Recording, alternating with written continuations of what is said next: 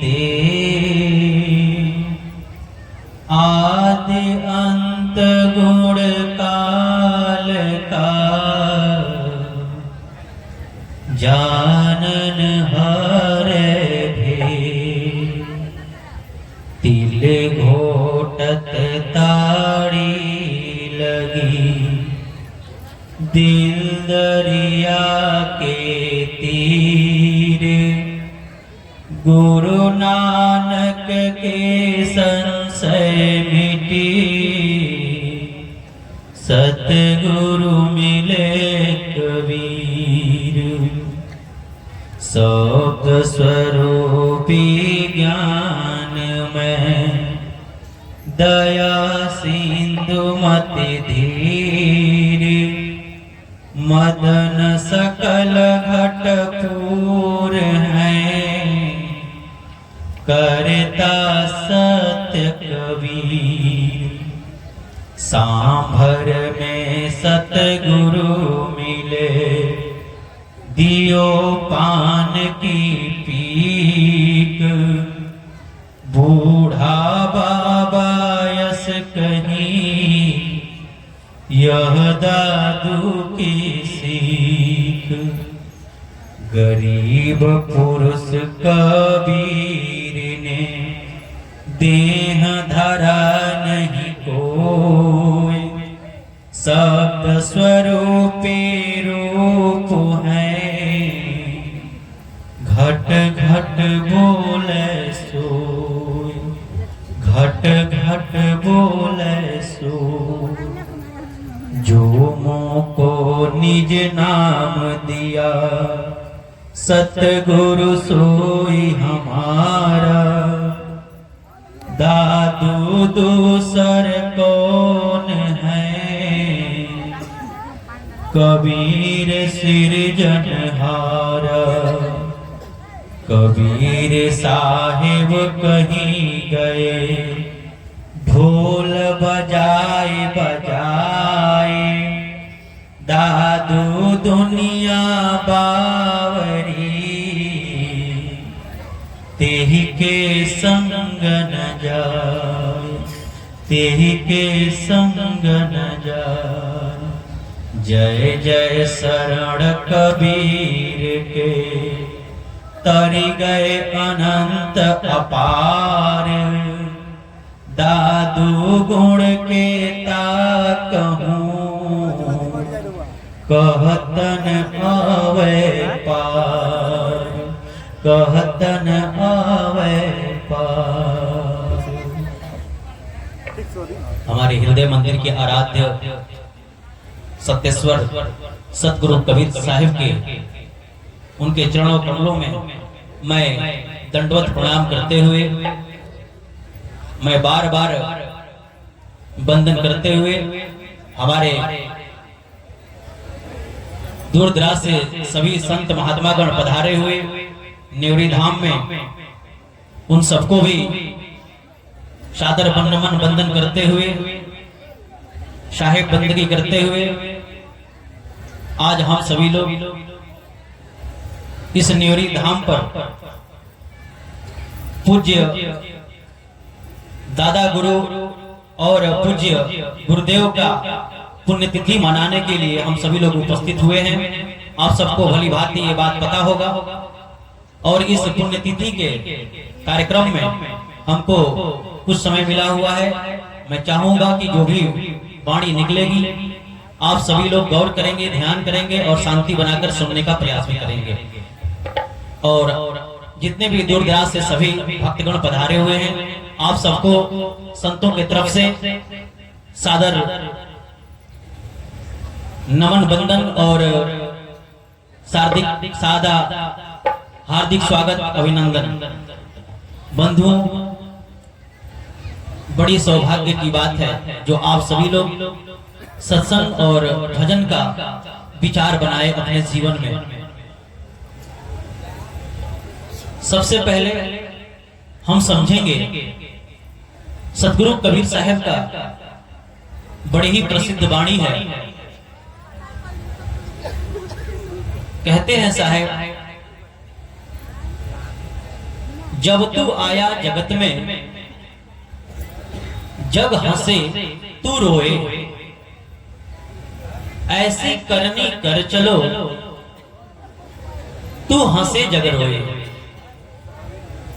ये वाणी पे अगर चिंतन किया जाए तो व्यक्ति नर से नारायण बन सकता है। जितना मैं समझ सकता हूं, जितना मैं समझा, मैं उसको बता रहा हूं। क्योंकि हम सभी लोग पता है कि ये जीवन में जन्म लिए हैं, तो जन्म लेना ही, जब तक मृत्यु न हो जाए तब तक ये प्राणी घोर दुख को सहता है। जब तू आया जगत में, तो जग में आया उसी दिन से जो है यह जीव दुख की तरफ जो है, घोर अंधकार की तरफ, दुख की तरफ जाने लगा। तो जन्म से पहले कहां था, यह भी प्रश्न उठेगा। जब हमने जन्म लिया तो सारा दुख लग गया। वह कौन सा दुख है? जन्म और मरण का दुख। जन्मत मरत दुसह दुख हुई, आप सबको अनुभव होगा। जन्मने में जितना माता को दर्द होता है प्रसव पीड़ा में, उससे कई गुना बच्चा को भी दर्द होता है। और मृत्यु के समय आत्मा जब प्राण निकलता है शरीर से, तो यह जो है शरीर अचेत हो जाता है। तो ये जन्मना और मरना ये दुख है, घोर दुख है, सबको दुख होता है। और इसके बीच में तन का दुख और मन का दुख। तन का दुख क्या है? इस शरीर में न जाने, हम जानते भी नहीं होंगे कितने रोग। अगर तन के रोगी को देखना है तो हॉस्पिटल में जाके देखें आप सभी लोग। तमाम प्रकार के रोग से जो आप नाम भी नहीं सुने होंगे वो भी मिल जाएगा उसमें रोगी। तो ये तन का दुख क्या कहा जाए, कितने प्रकार का है, उससे भी जीव दुखी है। एक है मन का दुख। मन का दुख क्या है? एक व्यक्ति दूसरे व्यक्ति की मन को बात को नहीं समझ पाता है। जैसे पिता पुत्र की बात को नहीं समझ पाता है, पुत्र पिता की बात को नहीं समझ पाता है, स्त्री पुरुष की बात को नहीं समझ पाती है। तो क्या है? मन के दुख के कारण झगड़ा होता है। इसलिए ये चार दुख जो है, इस दुख को मिटाने के लिए हम सभी लोग सत्संग सुनते हैं, सत्संग करते हैं।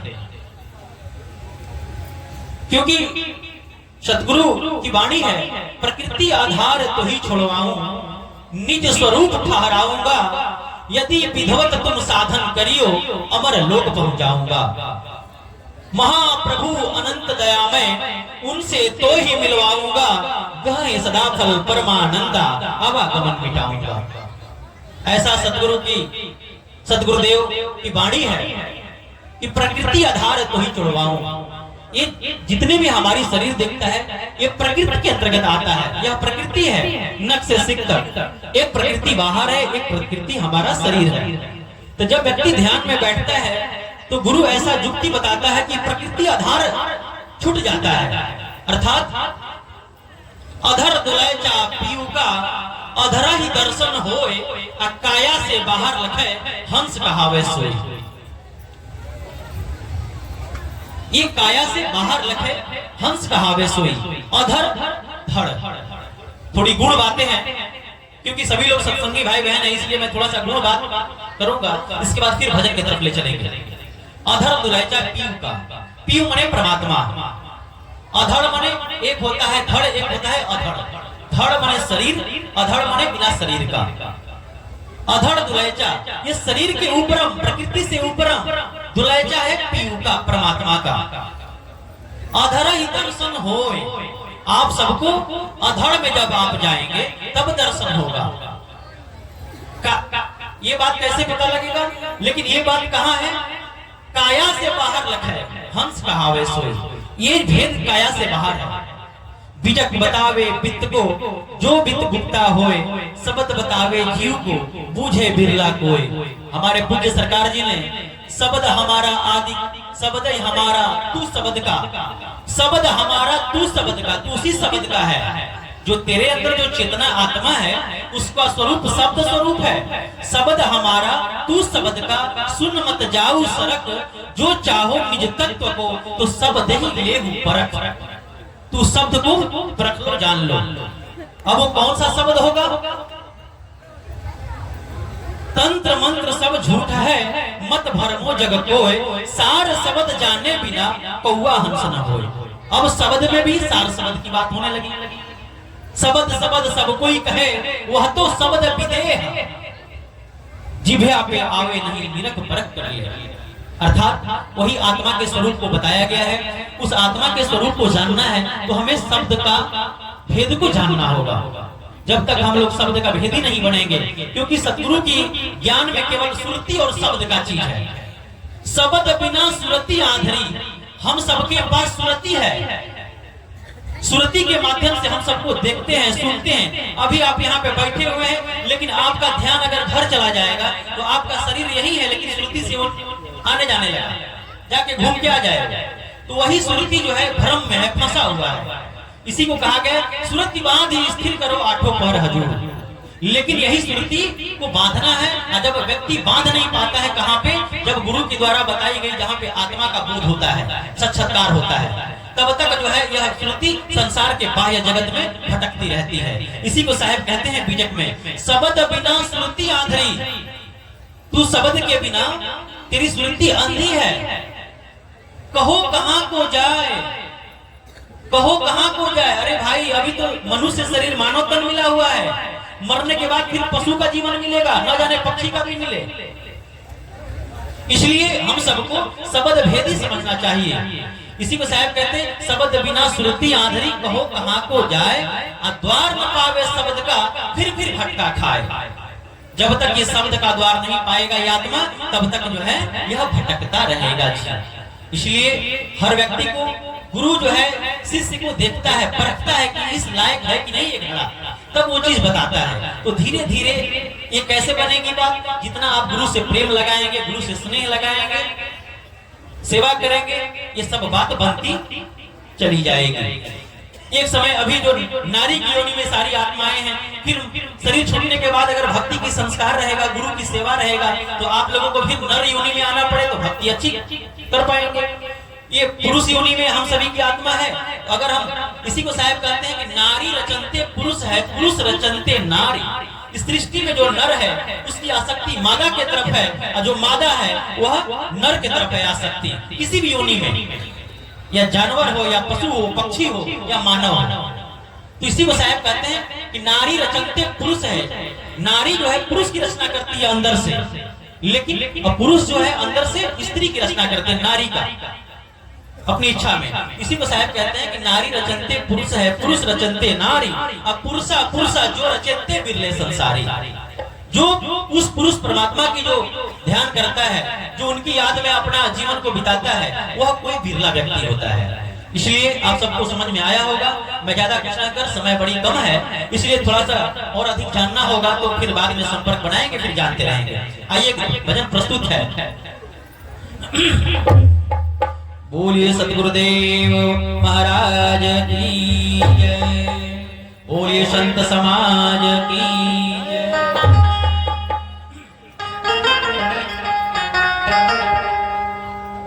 सतगुरु मिले जो सब मिले, नातर मिलान कोय, मात पिता सुत बांधवा, ये तो घर घर होय। सतगुरु शब्द सब घट बसे, कोई कोई पावे भेद, समुंद बूंद एक भया, काहू करहु निषेध, कैसे करहु निषेध। जिस पर सतगुरु हुए दयाल, वा घर काहे की कमी, जिस पर साहिब हुए दयाल, वा घर काहे की कमी। सभी लोग बोलो।